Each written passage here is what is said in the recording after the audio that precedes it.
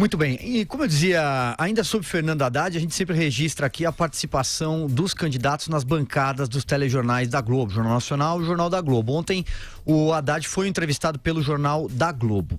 Ao ser questionado sobre a influência de Lula no seu rápido crescimento nas pesquisas, o petista desconversou. Aspas do Haddad: fosse só isso, haveria transferência para todo lugar onde ele apoia e não funciona automaticamente, embora reconheça que, obviamente, o presidente Lula é quem mais encarna esse projeto. O ex-prefeito de São Paulo fez ainda críticas à Lava Jato e falou num certo desequilíbrio nas penas. Segundo ele, a justiça atua aparentemente com 2 pesos e 2 medidas em relação aos petistas. Um discurso não é novo. Como de costume, Haddad voltou a atacar o PSDB e cobrou explicações pelos arquivamentos de processos de tucanos. Ele também comentou sobre sua proposta para retirar devedores do SPC, que é similar à de Ciro Gomes. Haddad, no entanto, garante que não copiou do adversário. A gente também já tratou dessa questão do SPC e desse projeto anteriormente, mas Vera, só para a gente então amarrar esse Haddad, você já comentou brevemente na sua fala anterior, mas tinha ali outro Haddad na bancada do... porque é engraçado o Haddad, né? Ele é uma das pessoas, um dos políticos mais vaidosos que eu conheço. Quando ele era pouquíssimo conhecido, ainda não tinha nem sido escolhido para ser o candidato do PT à Prefeitura de São Paulo em 2012, eu fiz um perfil dele para a Folha. Era um perfil de 3 páginas. E lá pelas tantas eu dizia que ele tinha mullet no cabelo, que é aquele negócio meio compridinho aqui atrás, um cabelo meio Chitãozinho Chororó. Vocês acreditam que a única coisa que ele ligou para reclamar do texto era que falava que ele tinha mullet? Então esse é o Fernando Haddad, uma das pessoas mais vaidosas que eu conheço. Quando ele perdeu a reeleição, ele fez um longo artigo na Piauí dizendo que a culpa era de todo mundo, da Dilma, da situação econômica do país, de 2013, menos dele. Ele era o único que não tinha culpa, e a culpa também principalmente era dos paulistanos, que não tinham conseguido reconhecer como ele era um prefeito à frente do seu tempo.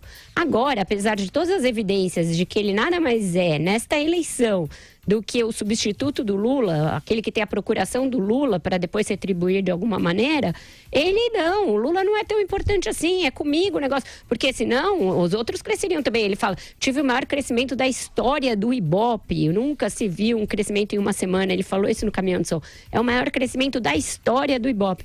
Então aí é a vaidade do Haddad, que estava muito ali no cantinho, coitadinha, estava ali solapada pela necessidade de ser a marionete do Lula, Silvio. É sempre o discurso do nunca antes.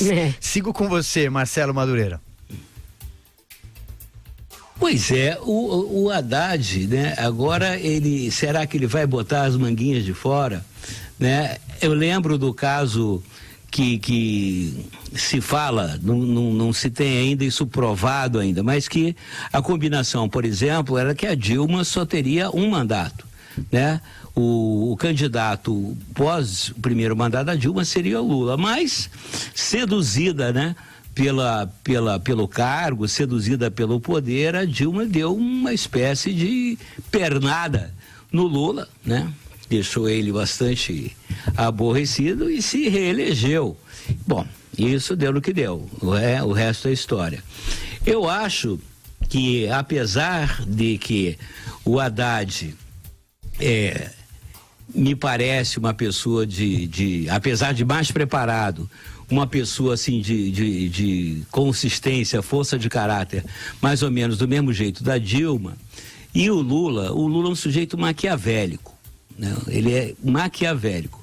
Se o Lula utilizasse essa inteligência, né, que ele tem inata, porque o Lula não tem cultura nenhuma, no entanto, em compensação, tem realmente uma inteligência, sobretudo uma inteligência política espantosa. Então, ele foi buscar realmente uma espécie de bista dos petistas para justamente poder, né, ser um candidato palatável a um segmento, né, importante de eleitores da social-democracia.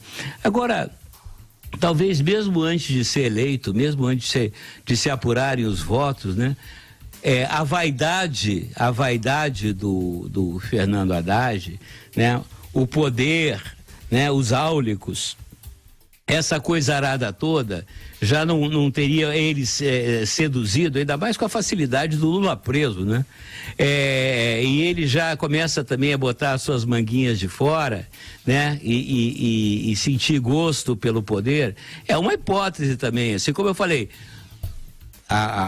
O segundo cenário é ele virar uma espécie, né, de Raul Afonso do Lula, né?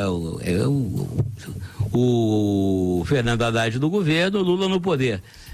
Agora vamos ver, um camarada que é capaz de fazer 2 discursos diferentes no mesmo dia, né, é capaz de qualquer coisa. Aliás, é comum essa prática no PT, né? Haja visto o Zé Dirceu, né, que casou com uma mulher, viveu com ela não sei quantos anos, depois fez a plástica, disse que ele não era ele e botou o pé na estrada. Caráter não é uma coisa necessária para ser militante do PT, não. E aí, Andreasa, você viu a entrevista? O que você achou?